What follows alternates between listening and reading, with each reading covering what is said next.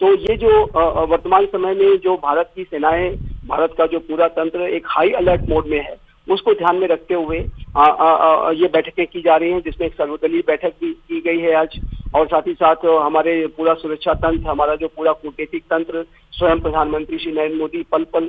स्थितियों की जानकारी ले रहे हैं और जैसी आवश्यकता पड़ेगी उसके अनुसार इस हाई अलर्ट मोड की सिचुएशन में जो भी यथोचित कदम उठाने की जरूरत है, आत्मरक्षा के लिए ड्रिल्स कंडक्ट की जा रही हैं, सेनाओं को पूरी तरह से हाई अलर्ट मोड में रखा गया है। तो ये जो बैठकें हैं वो एक संवेदनशील समय में की जाने वाली बेहद महत्वपूर्ण बैठकें हैं और इसमें जाहिर है कि किसी भी स्थिति से निपटने के लिए भारत की जो सरकार है, भारत का जो पूरा सुरक्षा तंत्र है, वो पूरी तरह से तैयार है।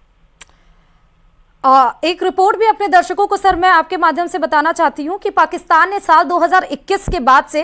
HQ-9B सिस्टम को अपनी एयर डिफेंस क्षमता को बढ़ाने के लिए शामिल किया था, जबकि चीनी एयर डिफेंस सिस्टम उस वक्त भी क्षमता के हिसाब से सवालों के घेरे में था, लेकिन और खतरा बताया गया था कई रिपोर्ट्स में चीनी एयर डिफेंस सिस्टम की, लेकिन उसके बावजूद भी पाकिस्तान ने इसको खरीदा क्योंकि उसके ऊपर चीन का काफी ज्यादा प्रेशर था। और अगर मान लीजिए, क्योंकि आप इस पे स्टेटमेंट और नहीं भी देना चाहिए आधिकारिक पुष्टि जब तक ना हो जाए, लेकिन अगर ये सिस्टम तबाह हुआ तो क्या पाकिस्तान उस मोड में, उस एक्शन के मोड में युद्ध के आने के लिए क्या तैयार है? क्या उसको काफी मुश्किलों का सामना नहीं करना पड़ेगा?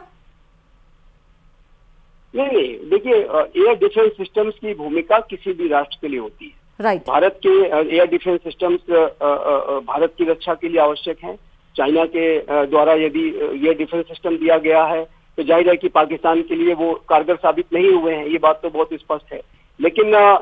ये जो एयर डिफेंस सिस्टम्स के ऊपर किसी तरीके का कोई भारत ने कोई किसी तरीके का ऑपरेशन किया है, ये जाहिर है कि ये एक फेक इन्फॉर्मेशन हो सकती है, डिसइन्फॉर्मेशन हो सकती है। जैसा कि भारत ने अपने बयान में स्पष्ट कहा है कि हमने किसी मिलिट्री इंस्टॉलेशन को टारगेट नहीं किया है और ना हमारा ऐसा कोई टारगेट करने का अभी इरादा है। और जब तक पाकिस्तान कोई भारत के ऊपर, जब तक वो युद्ध नहीं थोपेगा, भारत युद्ध में नहीं जाना चाहेगा, तो मुझे नहीं लगता कि इस तरीके की जो रिपोर्ट्स आ रही हैं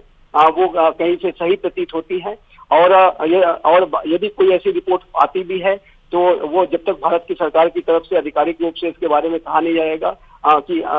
क्या रिस्पॉन्सेस किए गए हैं, तब तक इसके बारे में किसी को भी कोई कयासों के आधार पर कंक्लूजन पर पहुंचने की आवश्यकता नहीं है और मैं तो इसके संदर्भ में बिल्कुल भी कुछ नहीं कहना चाहता। ठीक है सर, मुझे ये बताइएगा कि वो स्थिति अब नहीं है। 2000 के बाद भारत की तस्वीर भी बदली है और दुश्मन देश पाकिस्तान की भी तस्वीर बदली है। भले वो आर्थिक स्थिति और हर तरह से वो मार झेल रहा है, उसकी रीढ़ की हड्डी कमजोर हो चुकी है, लेकिन पाकिस्तान, आपको लगता है कि वो पाकिस्तान जो निहत्थों को टारगेट बनाता है आज भी